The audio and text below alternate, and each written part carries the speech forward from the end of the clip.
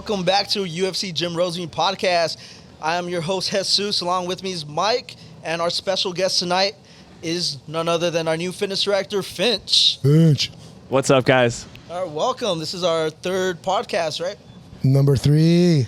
Three. Three is a magic number. You guys ever seen Schoolhouse Rock? God. Yes, it is. It's a magic number. And that's how I learned it. 3, 6, 9, bump, bump, bump, bump, 12. You know what I'm saying? 3, 6, 9, damn, you're fine.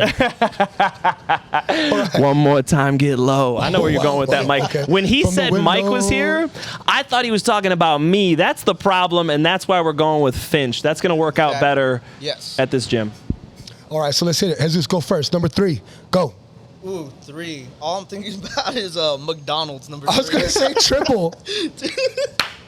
Dude, I want like a quarter pounder right now. 3 quarter pounders. What about you, Finch? Well, I went with Schoolhouse Rock, but my first thought was the Father, the Son, and the Holy Spirit, because my guy Jesus is a pious man. And I've been Instagram friends with you for 3 days, but I feel so much wiser after watching Jesus' stories. So Father, Son, and Holy Spirit will be mine. I love that. You know what's funny? I've been following this guy for 3 years, and he finally follows back.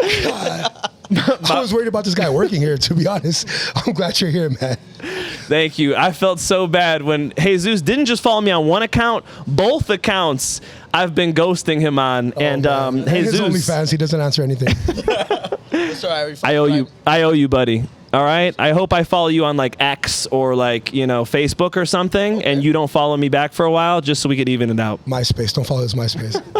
All right, I got one. Number 3, I got the double 3 for you. Okay. Lower Marion, Kobe Bryant, number 33. I like it. I like it a lot. Drops the mic. Shout out. Hey, big Kobe fan. You guys see the Lakers hat. Yeah, the other day he goes, I got tickets to the Lakers game. Peace. I'm like, what? Out of nowhere, he's dipping out on me. I stood the whole time and worked the whole day. Yeah, Adam, he was here till midnight that night. Yeah.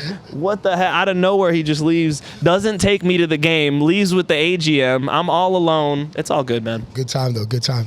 So, what's up? What's next? All right, Mike, or Finch, in this case, how did you get into this position? Like, what got you into, like, being the fitness director here at UFC GYM Rosemead? Well, first, I just want to say how grateful I am to be the fitness director at UFC GYM Rosemead, because you guys are a big family here. What a phenomenal gym you've got. What an incredible history that I've just heard about day after day being here. I've heard about the ups. I've heard about the downs. I've heard some phenomenal stories, some of which I guess we won't even share on this podcast. But these guys are true OGs, and I have never felt more welcomed in a new place like this. I mean, Jesus has just been so kind. You guys can't understand, just from me saying that, how far he's gone out of his way to introduce me to people, to make sure that everybody knows who I am and what I'm about. And Mike as well. Mike didn't get the privilege of being able to hire his person of choice. I was brought in here. So Mike sits me down the first, all right, what are you about? And after talking for a little bit, I just had to tell Mike I do jiu-jitsu. Yeah, as soon as I said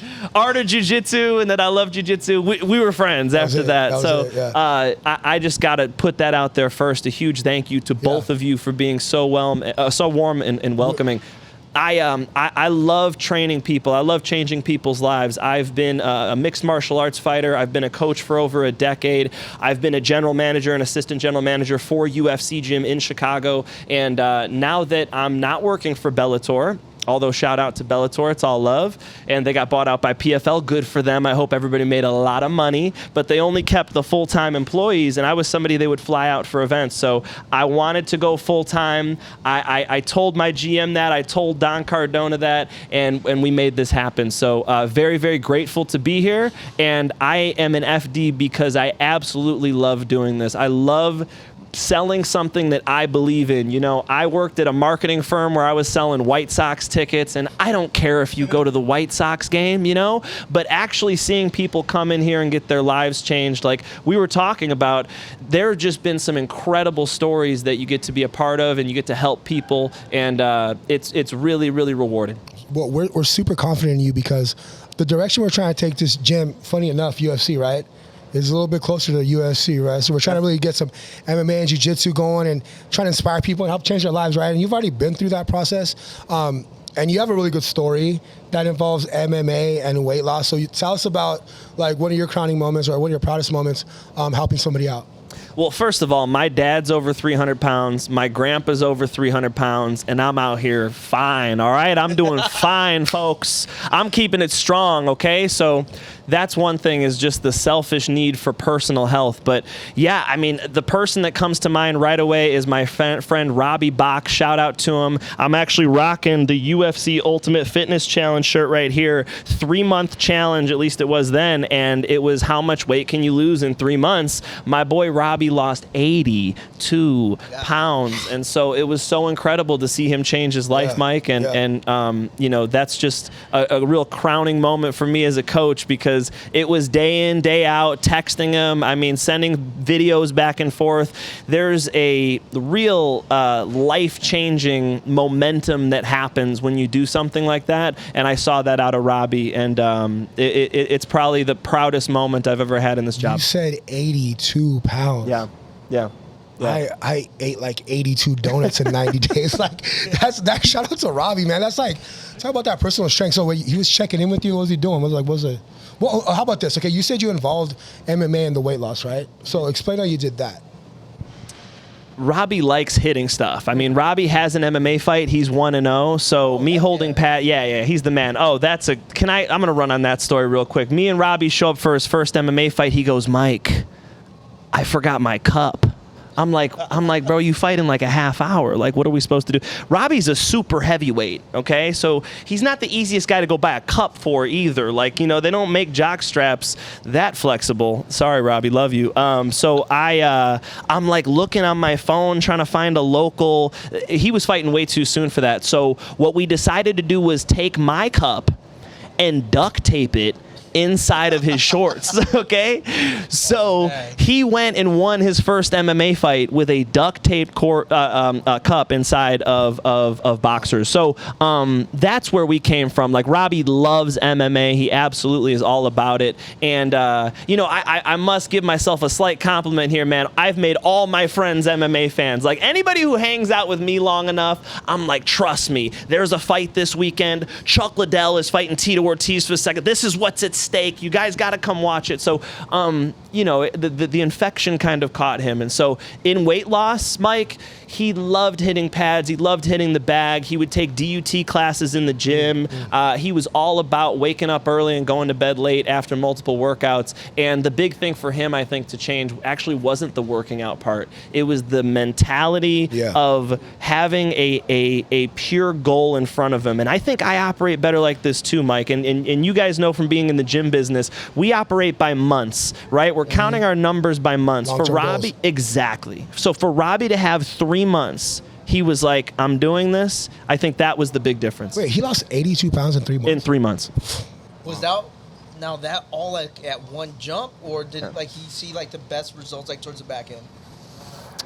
That's a great question. I honestly think the best results were in the first month, because he went from eating, we were talking about Portillo's in Chicago. I don't know if you California folks know, but we got some good food in Chicago. And Robbie liked that cake shake from Portillo's. He would come into the gym with a shake. You know what I mean? Robbie was a savage. So you said post-workout shake, right? no protein. No protein. Some Al's beef. I mean, I'm guilty. I'm absolutely guilty. We're right next to Mr. Beefs. Don't they have like a TV show about Mr. Beefs now? Like, we were right next to the real deal. So in Chicago, we were eating good. And I think the drastic change in that first month had to be the biggest, Jesus. Yeah. And look, I know 82 pounds in 3 months is crazy. I know you two have examples like this where you've changed somebody's life. Jesus, do you want to start? Yeah, I mean, like a few months ago, Mike signed up this lovely lady. She just looked like she was like this was her last stop.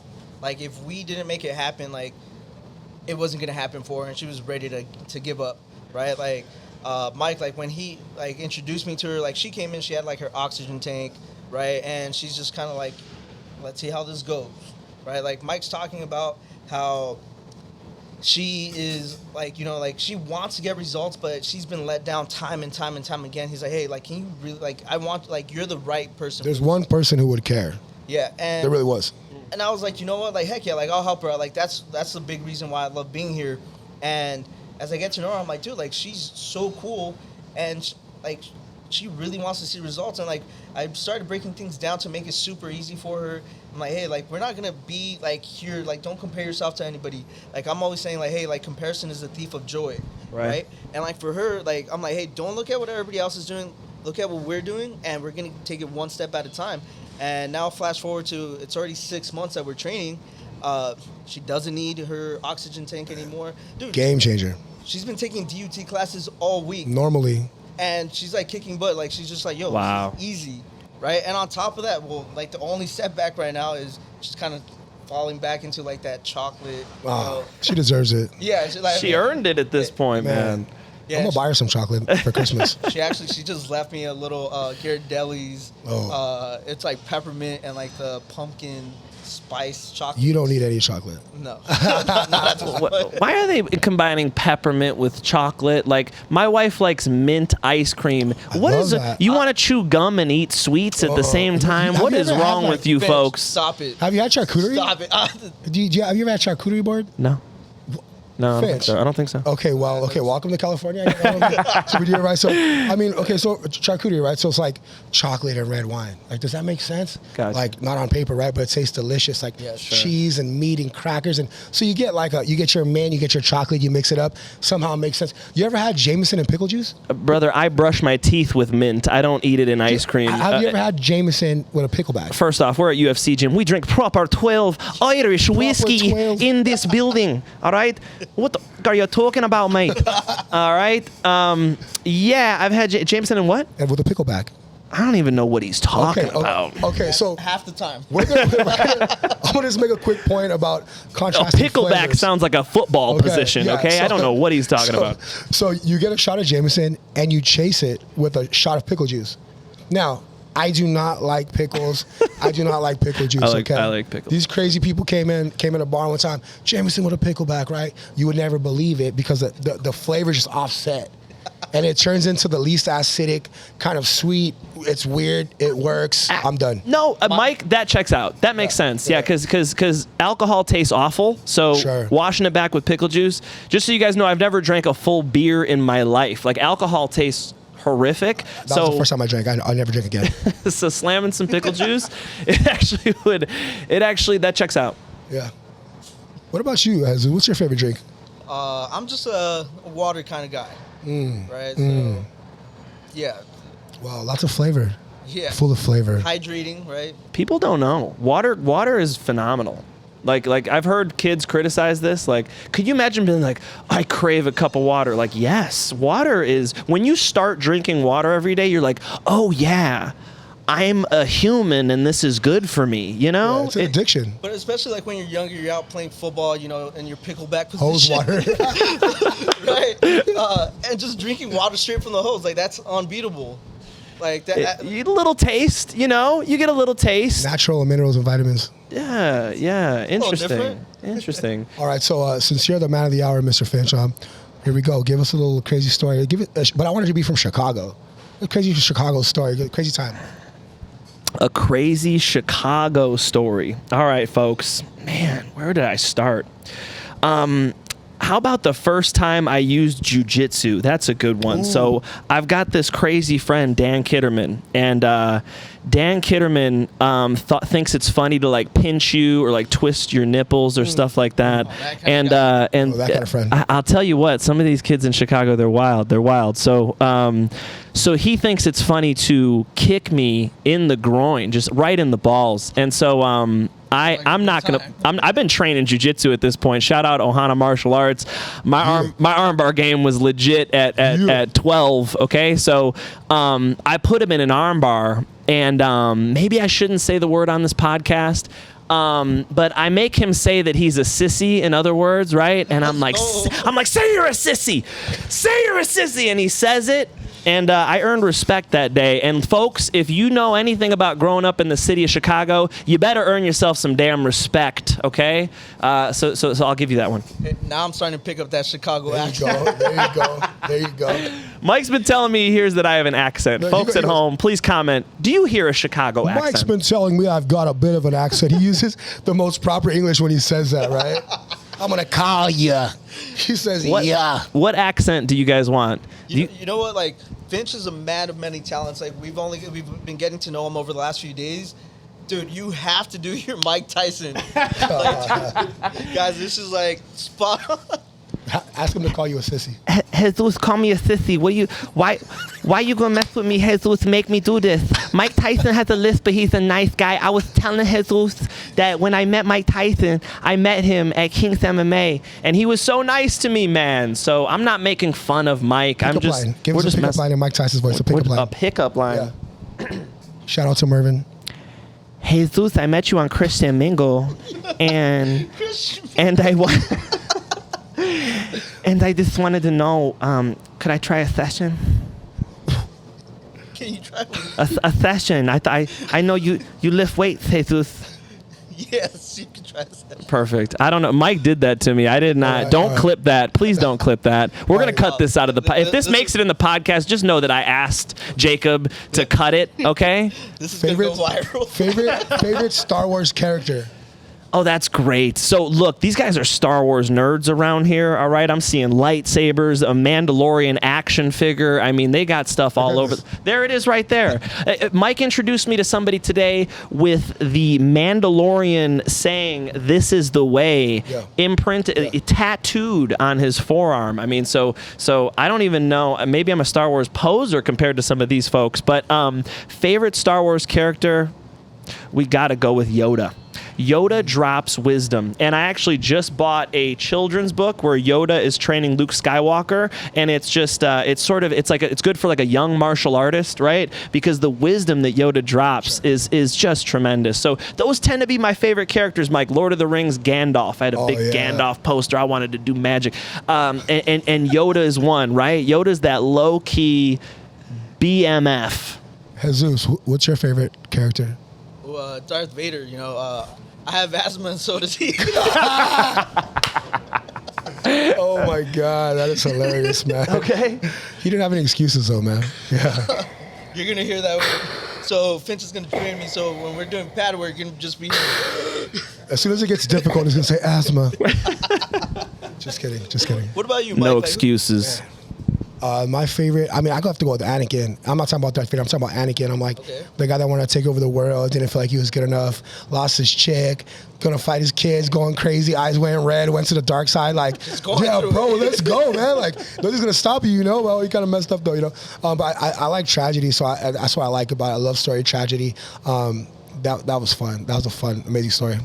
Anakin scenes with Padme where they're just the dialogue was so bad, Mike. Some of those movies, some of those like 2002 cheesy scenes with Anakin in the field with the little flowers and they're he's just making things fly in the air. Some of the dialogue, my buddy Jeremy cut this for him and show him the dialogue that you posted on Facebook. My goodness, some of those scenes. But Anakin, anytime he's behind the steering wheel, Anakin's tremendous. Yeah, I really like how they did that when he was a kid. Like when he was racing and he was really good, he really advanced, and then he was using the force, the dark side force at that point, I guess. Well, he was young, so who knows which one it was, but he's using the force at that point and to win races, but he's kind of like cheating, right? Yeah. And then he gets older and he's like the best in a fighter. It's just like, man, like that was pretty smart. That was a good, Star Wars is smart, man. What can I say? Every time I feel like you relate to like the Jedi, because I feel like there's a lot of similarities between jiu-jitsu and being a Jedi. Sure. Facts. What do you think? What do you guys think about that? Like,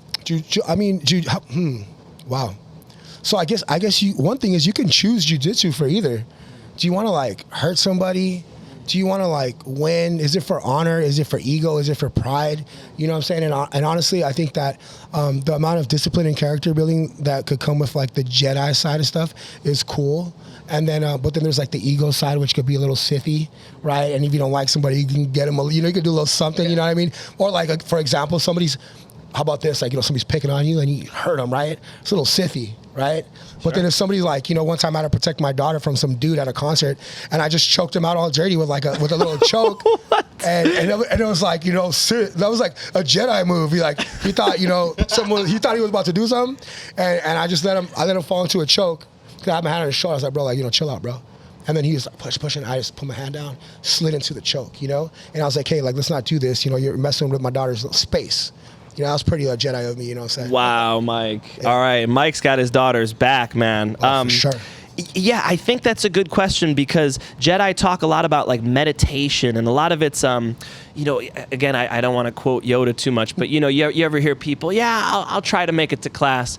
Do or do not. There is no try. You know, it's like you're in with martial arts all the way or not. And I think jiu-jitsu really does have a lot of similarities. Another thing with jiu-jitsu is they wear the gis. Come on, does that not look like they not look like Jedi right there? Hey, like you ever wear a hoodie sweater under your gi?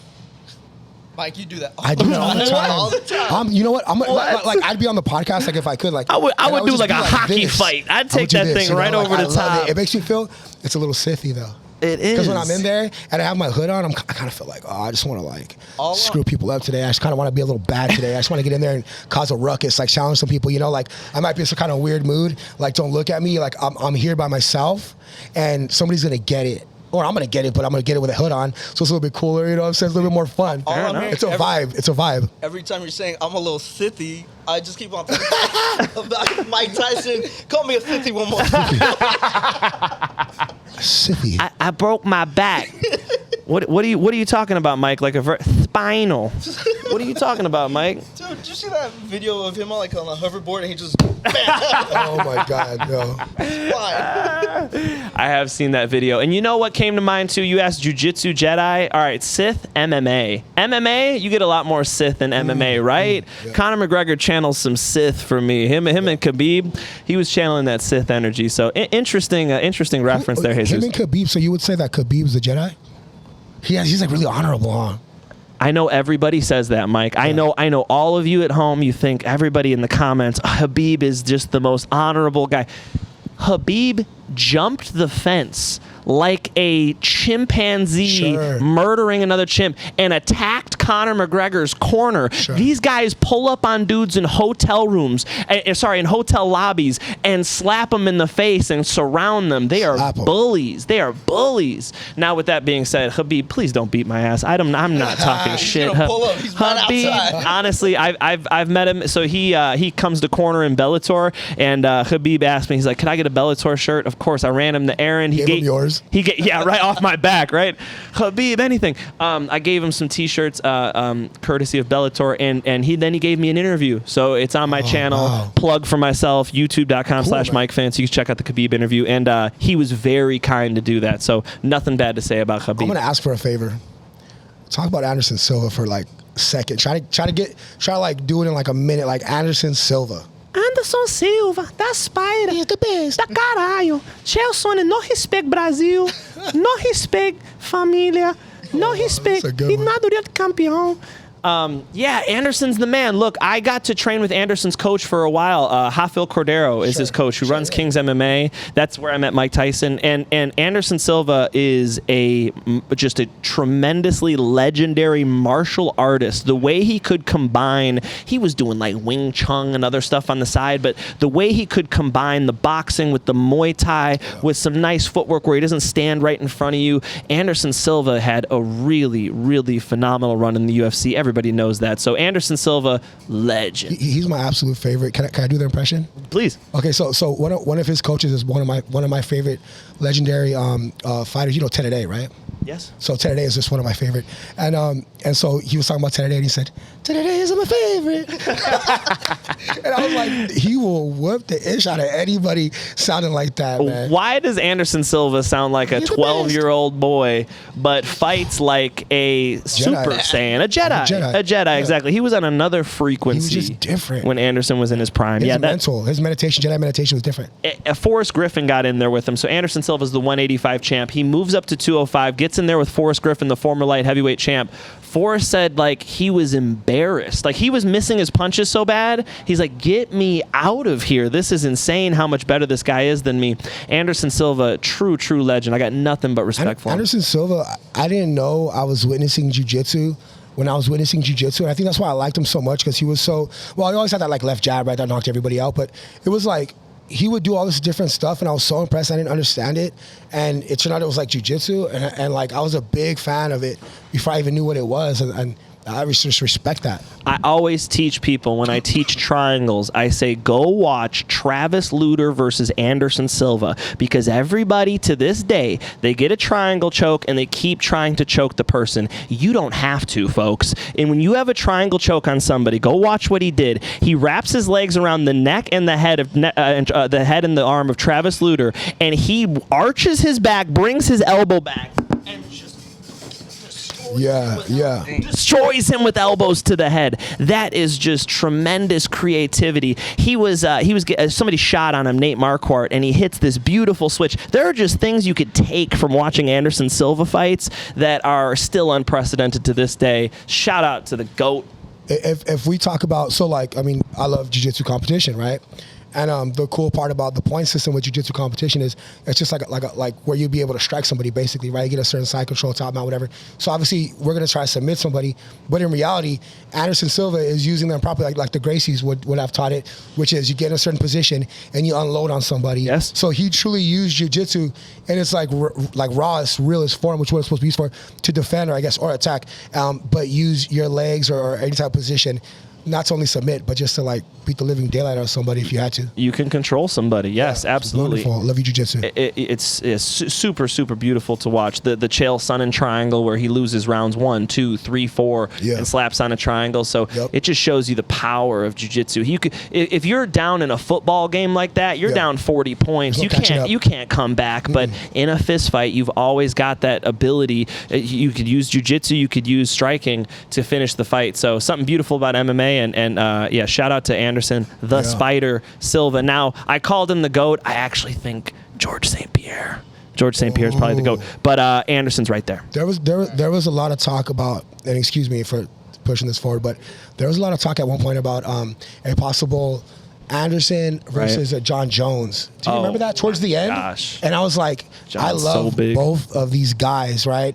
I don't want to see either of them lose. And I remember John Jones saying he had thought about it, right? But he's like, I don't even think I'd want to win. Like, he has so much respect for him. Yeah. Like, winning almost would hurt, right? But, John Jones ain't trying to lose either, right? And Anderson, but I think it was like he was a little bit too old and there was just too much going on. But that would be like a fight of the world. On the feet, incredible fight.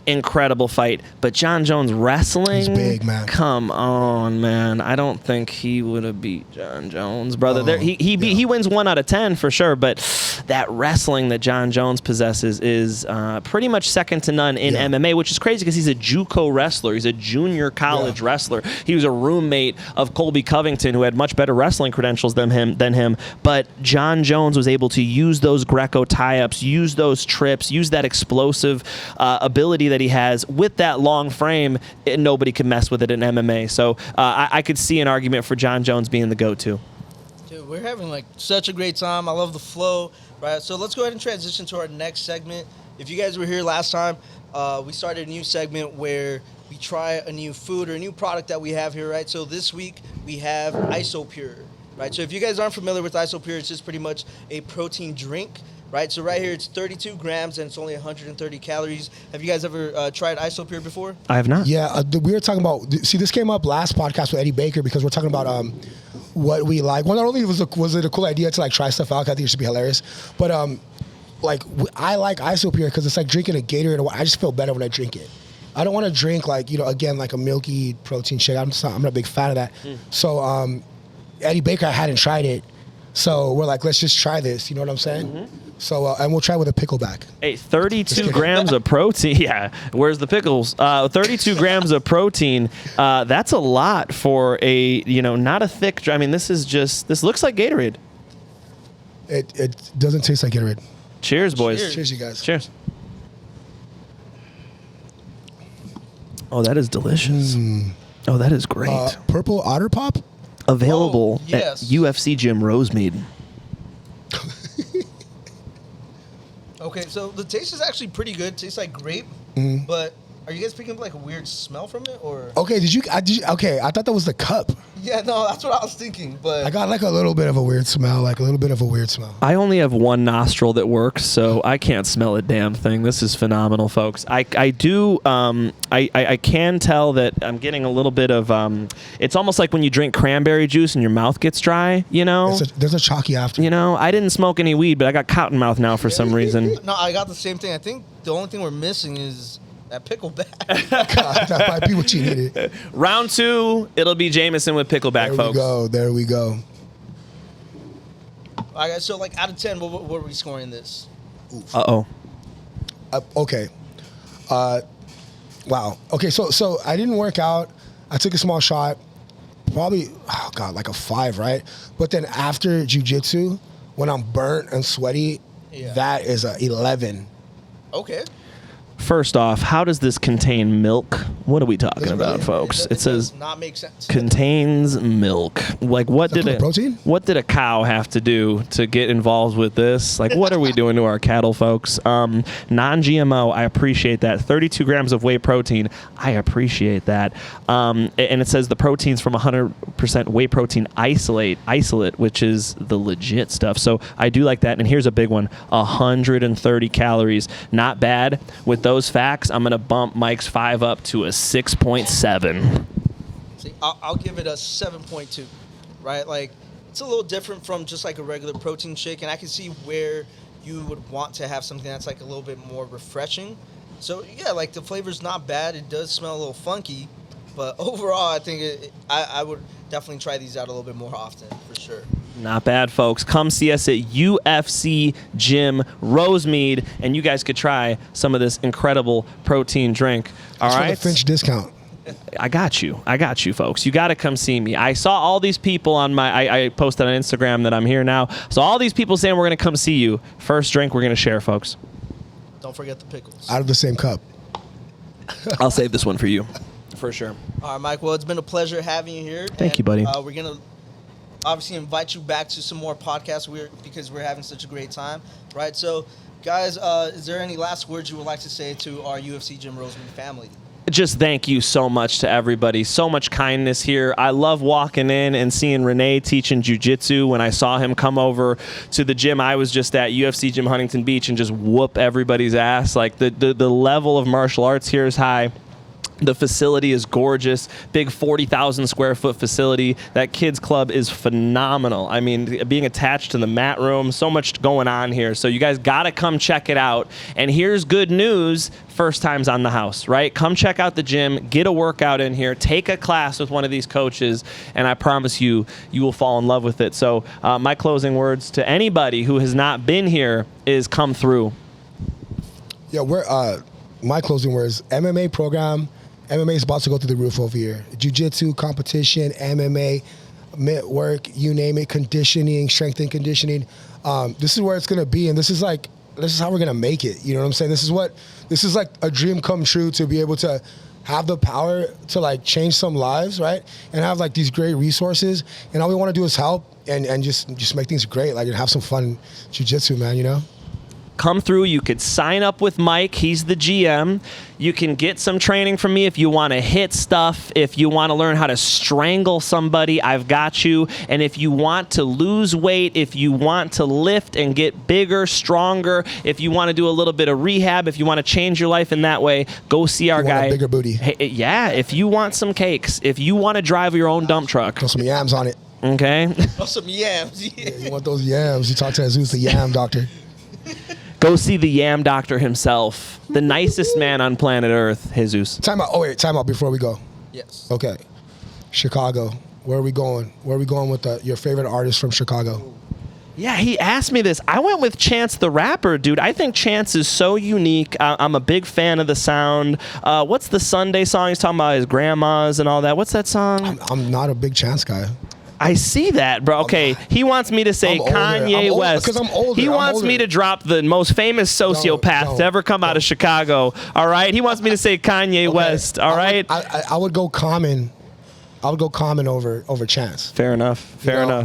Fair enough. Action Bronson. I mean, who do you want, folks? Look, you want to come to Chicago, you can listen to rap anytime. You want to come to Chicago, you're going to get food, all right? If you want to know where to get food, Mike Finch MMA on Instagram. Holla at your boy. And with that, thank you for watching our 3rd episode of UFC GYM Podcast. Now let's pose for the thumbnail.